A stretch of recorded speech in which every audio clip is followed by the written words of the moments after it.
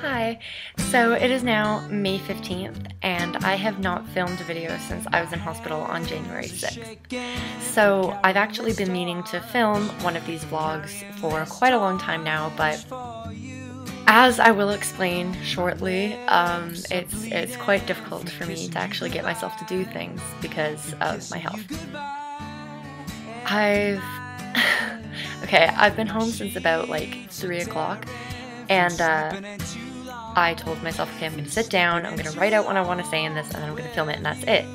But of course, as soon as I sat down, I was so tired, and my eyes were begging me to sleep, and I was like, okay, I can't let myself nap, because if I do, when I wake up, I'm never going to film it, and this video is going to get put off for another 4 months, so not happening. So I finally just said, okay, no, I'm doing it. So as I'm speaking to you, I am like ready to pass out. So since January, a lot has changed, obviously. Nothing stays the same, even for healthy people, in the time that it's been. Winter is over, spring is officially here, although we did have snow last month, but yeah, the temperature regularly stays above 0, thankfully, and it's been in the 20s the past week or so, so it's going to be spring, so obviously a lot has happened, seeing as it was still like blizzarding the last time I made a video. One of the big things is that I am now in cardiac rehab, but since I haven't actually had a surgery or a huge event or something that would require me to rehabilitate myself, we're calling it prehab because it's pre my transplant. Why am I doing this then if I've not had a heart attack or a triple bypass or open heart surgery or even my transplant yet? Because I'm going to tell you. When you get a new organ, it takes a while for your body to really get used to it, and I'm going to be practically in a coma for the first few days. I'm going to be in hospital for a couple weeks. I'm going to have to learn how to walk again, and it's a huge trauma for your body, obviously. So afterwards, you need all the strength that you can to get yourself back up on your feet and feeling better and healed as quickly as possible, because otherwise you're in hospital for like months. They have seen, comparatively, the people who are in rehab before their transplant are only in hospital like a week to 2 weeks max. The people who don't can stay there upwards to 3 or 5 months post-transplant just because they're not well enough to go home, they're not strong enough. Wow. Okay. So they put in a request for me to become a regular at the cardiac rehab that is at Toronto Western Hospital. So I started that at the end of February, and I've been there for a couple months. You're supposed to do it for 4 months or until you're transplanted or whatever. So yeah, I've been there a few months now, which leads me to my next point of where my health is at now. It's obviously at a very different place than it was in January, as my heart failure has progressed and my disease itself has progressed and just all of that stuff. So it's gotten even more difficult for me to even participate in rehab. I'm supposed to go twice a week on Tuesdays and Thursdays from 1 to 2:30, but I can only go once a week now. A few weeks ago I wasn't going at all because I was too tired, and eventually through talking with my my cardiologist, we agreed that I would go once a week, and if anything changed, if I couldn't go, then she would see about admitting me to hospital. So I'm like, okay, I'm gonna try my hardest to do it once a week because obviously I don't want to be living in hospital yet. That's not a thing that I'm down for. So my health has obviously taken a turn, not necessarily for the worst, because I'm still out of hospital and I'm still on my own feet and doing my own thing, although everyday tasks have become obviously difficult for myself. So I sleep for most of the day. and I get tired doing the simplest of things, whether it's you know, I get breathless getting myself dressed in the morning, and I get lightheaded by standing, and the stairs I can only do like one flight at a time without having to, before I have to stop and say, okay, I need to breathe, I need to relax, and then maybe sit down and take a nap, and then I can do the next flight. Like it's really brutal. So to give you kind of an example of what my everyday life is like and how tiring it is for me, I'm going to typically I sleep about 12 hours at night and I'm awake for 12 hours, and then I sleep for 12 hours, awake for 12 hours. That's kind of how it goes. Though even that is off because I fall asleep around 1, wake up around 1 p.m. and I'm awake until 1, and it's like I've been trying to get myself back on track. But a few nights ago, I slept for a really long time, though I'm not quite sure exactly how long because I don't remember what time I actually fell asleep. But all I know is that I woke up at 2:30 in the afternoon. And by 9 o'clock that night, I was ready for bed. So I was awake for about 7 hours, 7.5 maybe, before I was in bed and like on the verge of falling asleep. But regularly, my current now is 12 hours. And I am finding it very difficult to do even that. I am good for a few hours when I first wake up, and then I am ready for sleep. Like, it could be nighttime, and I would be good to go. Just put me down, I'm tired. But obviously I can't do that at like 3:30 in the afternoon, so I typically take a nap. Then I'll wake up and I'll have dinner, and then I'll be good again until like 9-ish, if that, 8 or 9. Yeah, it's normally about like 8 actually, not even 9, and that is too early to go to bed. So I stay awake, or I close my eyes. I don't actually nap, but I at least rest my eyes. But after that, of course, I'm too awake to fall asleep at an appropriate time, so I'm awake until 1 a.m. and then I sleep until 1 p.m. and it's even then I'm really tired. So sleep is definitely a huge thing for me right now. So what am I doing with my time off? Sorry, I have a really bad headache right now because I'm tired. What am I doing with my time? Well, I see my cardiologist every week because she's about to admit me to hospital. She's on the fence about it right now. The only reason she hasn't is because she knows I'm more comfortable at home, that I would do better eating dinner with my parents, spending time with my mom, etc., than I would be in hospital, because there's nothing they can actually do for me in hospital except for watch me, and it would bump me up on status on the transplant list. So that's a good thing, obviously. So what am I doing with my time? My appointments, like I said. I spend a lot of my time writing. I've been working on my writing. Don't even ask me what I'm working on because it's really complicated and drawn out, and yeah, it's pretty cool though. I don't know. I am just enjoying writing in general right now. I am writing the most random stuff out there. Anyways. Last week I purchased the Elder Scrolls Online, so I've been doing a lot of that, which is really cool, obviously. I've been visiting my family. I've been going to my friends' houses now that they are home. Well, I can't necessarily keep up with them. They can keep up with me. So when we hang out, we tend to do more quiet things. Tomorrow, though, I'm going to see Godzilla with a couple of my girlfriends, so that'll be nice.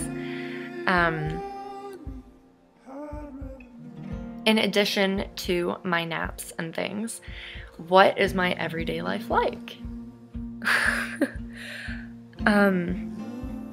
So I've got my appointments that I'm going to and my naps. Sorry, I've got a list of things that I wanted to actually mention.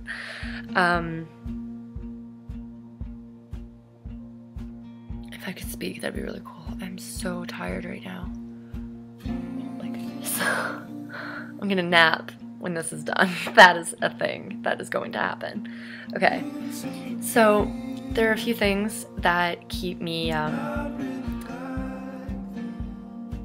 don't know what the word is.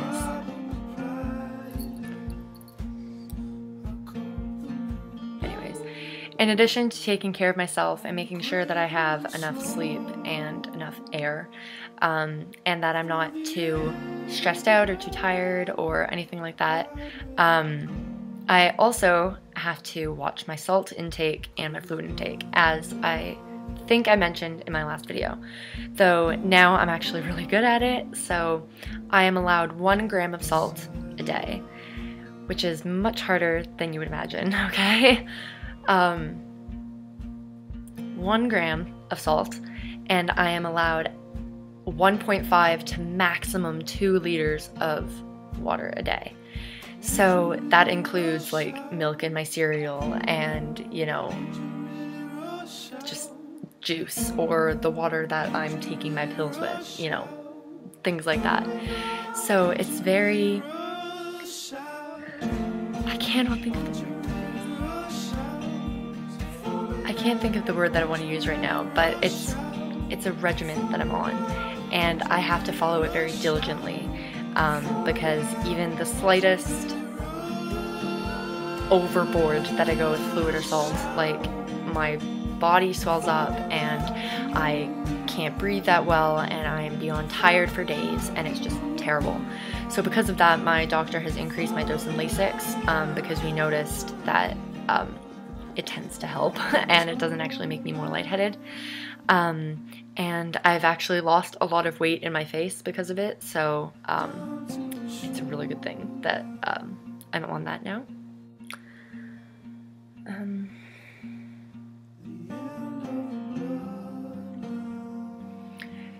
This is probably all over the place right now because I can't even think straight. I'm about ready to pass out. It's 4:30. I've got this terrible headache everywhere. I feel like there was something else I wanted to mention in this video, but I can't actually think of it right now. So I'm gonna end that there. I think I'm going to start making more of these because I have no idea how much longer I have to wait, seeing as I'm approaching the 6-month benchmark. So it'd be good to get as many in as possible. Yeah. I guess the other bigger thing that I should have mentioned at the very beginning was that I have purple hair. But I'm sure you all noticed that as soon as I started talking, so I didn't need to tell you. And if you have me on Facebook, you obviously know I've had this hair since March, so. And I haven't had to re-dye it yet at all. Isn't that great? And the lighting is really bad now because it's pouring rain and the sun is going down. So it's kind of dark in here, so it all looks really purple. But in actuality, it's like a darker purple up here and kind of lavender for the bottom, because it's rinsing out. And my friends really like it. So that's all that really matters to me, but yeah. I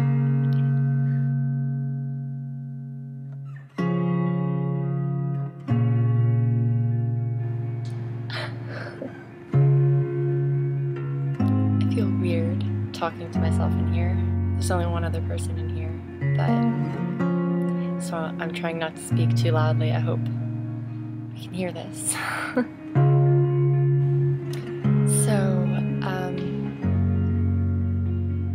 Yeah, as most, if not all of you know, I am in hospital currently.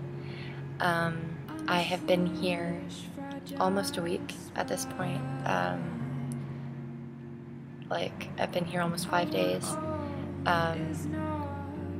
Currently, I am in the conservatory, which is seriously the best place in this hospital.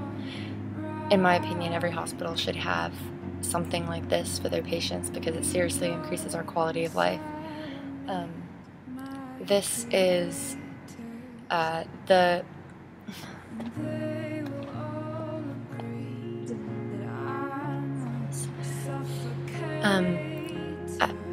I don't know how to pronounce their last name, but there's this family that the conservatory is named after. I think it is the de Gasperis Conservatory.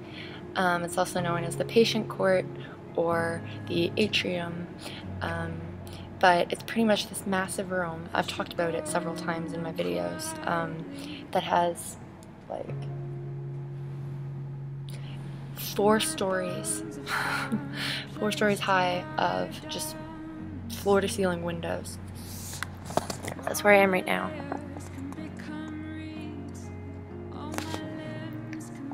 So there are plants,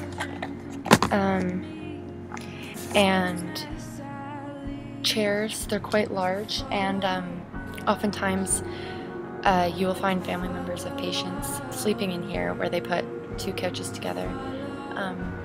It's very peaceful, very quiet. There's a baby grand piano over there, and this here is the original facade of the hospital. They have it on display. Fun story about that piano. A few months ago, some thieves came and took it.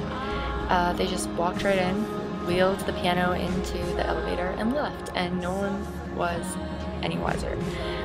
They returned it a couple days later, but fun story. So I came in here Tuesday night because I was unable to breathe, which is similar to the reason why I came in January. I was in here January 6th to 8th. Only this time it was a little different. It's been almost half a year since then, so my heart failure definitely has progressed since then. On Tuesday night I was having chest pain, the same chest pain that I have been getting for the past like decade, only this is worse. But anyways, I got the pain, and normally it takes so much out of me that it becomes difficult for me to breathe, and this time I wasn't catching my breath. So I emailed my cardiologist and she hadn't replied, so me and my parents made the executive decision to just bring me down to the emergency of Toronto General, which is where I am currently. Unfortunately for me, that same afternoon, St. Michael's, another hospital in the area, had a fire. So their emergency was shut down. So all of the patients in their ER had to be transferred to the hospitals elsewhere in the University Health Network. So by the time I arrived Tuesday night, the ER was absolutely nuts. So it took 2.5 hours before the triage nurse even saw me. I was registered and everything, but no one had come to see me. I was being treated in the emergency waiting room as opposed to being taken into a bed. So it took roughly 3.5 hours for me to get a bed in the emergency room, and by that point I was feeling better, I was fine. It's also around that time that my cardiologist replied to me. She was in England at the time, so that's why it obviously took her a little bit. Someone just entered, that's just sitting here talking to myself. But anyway, long story short, I ended up here because of my condition, my worsening condition.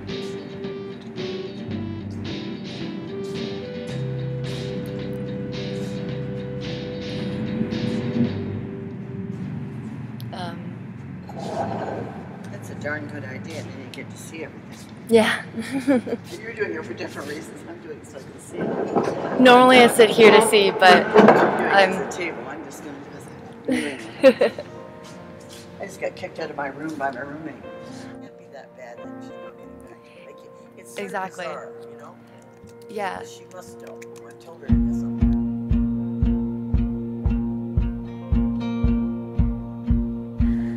Hello again. So I've been out of hospital for a week or 2 now. I don't remember really exactly how long it's been.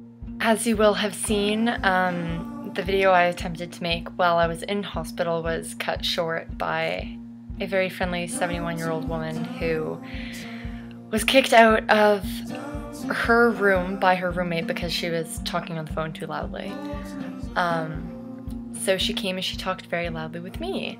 Anyways, no, she was nice. So anyways, so since that was cut short a little bit, I wasn't actually able to finish what I was saying or what I really wanted to say in the video. Which I guess is kind of a good thing because I got out of hospital a few days later and I learned more things that obviously I'm going to include here. My Lasix dose has been tripled now. I take 60 milligrams a day as opposed to the 20 I had been. In the video I made at the very beginning of this whole long video, I was taking 40 every other day. But while I was in hospital, they changed it to 60 every day. So that is a change. At least it is keeping my weight down and it's keeping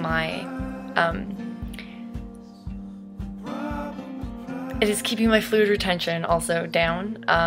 So far so good. Before I went into hospital, my status on the transplant list was a 1. By being admitted to hospital, it went up to a 2. And now that I am home again, you would think that it would be a 1, right?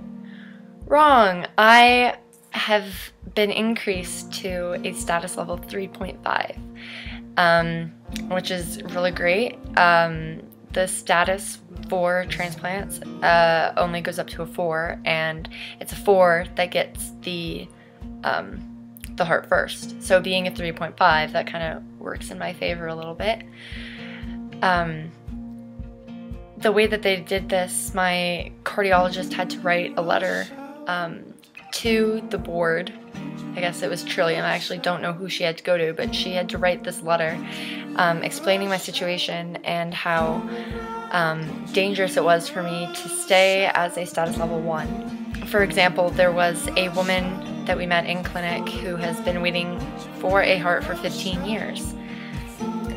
Now my question is, why is she even needing a heart transplant if she can go 15 years with her own and be fine? Like, she visits the cardiologist once a year, and anyways, so she would be considered a status level 1. Me being at home and sick and everything, I am a level 1 as well. And she is the type of patient that I would be being equated to. But as you will have seen, I have been in heart failure for the past 7 months, and I am not as healthy as that woman who's been waiting 15 years. The problem is that to get higher than any of that, you need to be in hospital on the drug that will that keeps your heart healthy. It's really difficult to explain what this drug does, but pretty much that drug will actually kill me. It will not help me at all. So I will never go above a status level 2, which is unfortunate. So giving my extremely rare and unique circumstances, as most people do fall into that regular category, my cardiologist wrote this letter, and I am now a 3.5. I don't know how to show that on my hands. I didn't think that through very well. So I'm a 3.5 at home too. Like, I don't have to be in the hospital for that. So that is really nice. I haven't been doing much new than what I was doing when I was last making these videos, except that I'm almost all but completely stopped going to rehab because it is too difficult for me now. I will not be returning to school in September, as I expect to receive a heart this summer. I will not be well enough recovered to continue excuse me, to continue my studies that soon. So it was suggested that I start in January, start my classes then. The problem is that I still will be needing to come into the city very frequently, and it'll be like last fall all over again, and that was way too stressful for me. And it'll be even more stressful considering it will be for a much different reason, being that I no longer have my heart in my body. So I can't do that. So I'll be going back to school in September of 2015. I'm hoping, however, to, starting in the January term, take a class or two at the University of Toronto. That way at least I'm still doing something, but I'm in my city and closer to my hospital, and I don't have to worry about being 2 hours away and, you know, having to pay the $60 round trip once a week to like come into the city for things. Like I can't do that again. We are expecting a heart very soon now that I'm a status level 3.5, so I don't know if the next time I make one of these videos if I will be post-transplant or not.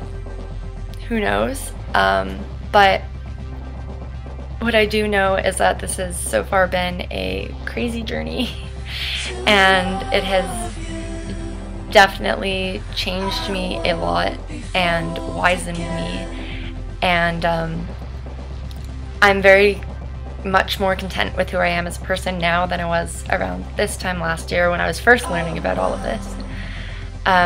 It's been an experience, so thank you to everyone who has held my hand through this, and I couldn't have done it without all of your support. All of that being said, I will try to make more videos before I actually am transplanted, but I don't know if that will happen or not. Please keep your finger crossed that a heart comes soon, and yeah, thank you for watching all like 4 of the videos I made. It's much more difficult to bring myself to actually make these videos than originally thought, because it takes like effort and energy to do this. I'm not very good at explaining that, but anyways. So thank you again for all of your support, and I will see you all on the other side.